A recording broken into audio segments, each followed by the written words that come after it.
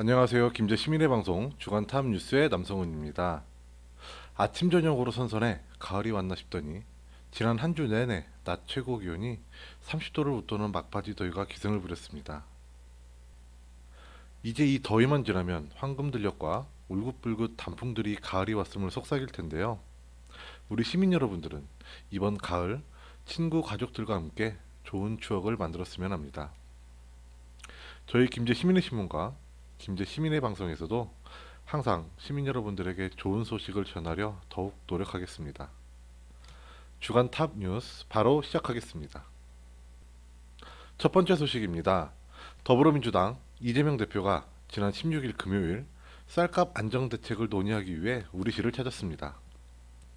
이재명 대표는 먼저 봉황농공단지 인근에 위치한 김제농협 RPC를 방문해 쌀 도정 과정과 쌀 관련 정책의 문제점 등을 청취했으며 이어 농업인 교육문화지원센터에서 약 1시간 30분 동안 전라북도 농업인 단체와 쌀값 폭락에 따른 대책 마련 등을 주제로 간담회를 가졌습니다. 이재명 대표는 이날 쌀값 불안정에 대한 깊은 공감을 표현하는 한편 근본적인 대책 마련에 앞장서겠다는 뜻을 밝히기도 했습니다. 다음 소식입니다.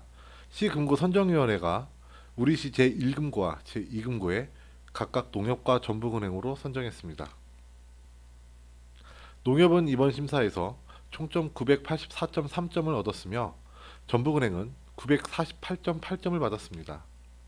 차기 시금고로 선정된 농협과 전북은행은 내년 1월 1일부터 오는 2025년까지 3년간 우리시 각종 예산 등을 보관 및 운용하게 됩니다.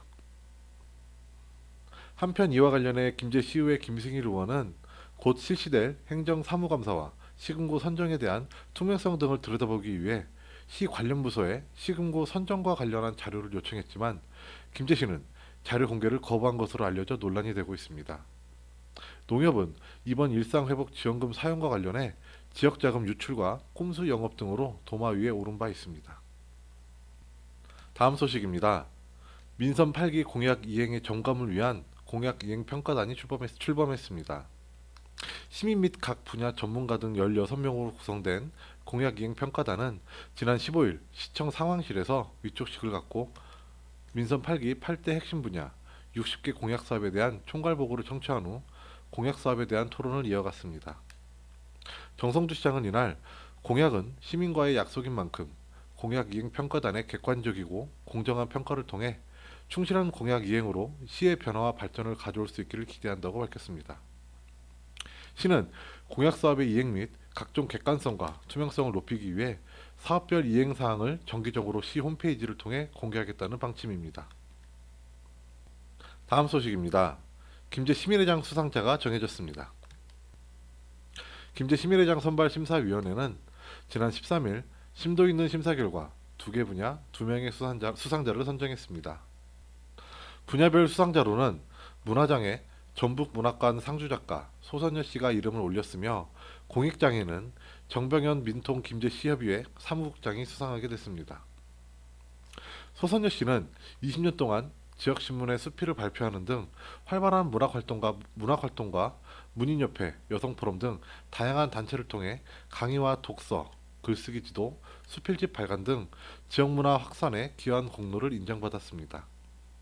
정병현 씨는 새만금 사업에 대한 올바른 이해와 관심을 유도하기 위해 세미나와 포럼 등을 지속적으로 개최했으며 특히 새만금 2호 방조제가 김제시 관할로 결정되는 데 기여한 공을 인정받아 수상자로 선정됐습니다. 시상식은 오는 29일 개최되는 지평선 축제 개막식에서 있을 예정입니다. 시민 여러분, 올해도 풍년이 예상된다고 합니다.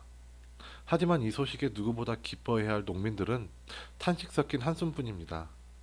쌀값 폭락에 따른 근본적인 대책 없이 한 해 동안 피땀 흘려 가까운 나락을 울분을 토하며 헐값에 내놓아야 하는 심정에 그저 안타까울 뿐입니다.